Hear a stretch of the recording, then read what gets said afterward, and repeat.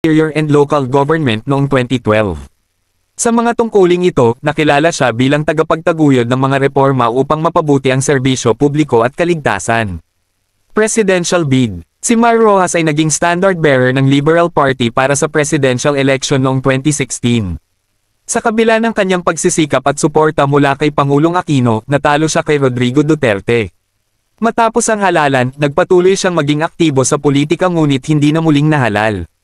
Kamakailang balita. Noong 2023, lumabas si Rojas upang gunitain ang ika-75 anibersaryo ng pagkamatay ng kanyang lolo na si Manuel Rojas.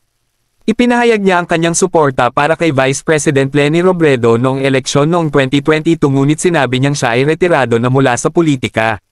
Sa kabuuan, si Mar Rojas ay isang mahalagang figure sa kasaysayan ng politika sa Pilipinas, kilala hindi lamang dahil sa kanyang pamilya kundi pati na rin dahil sa kanyang mga kontribusyon at serbisyong publiko.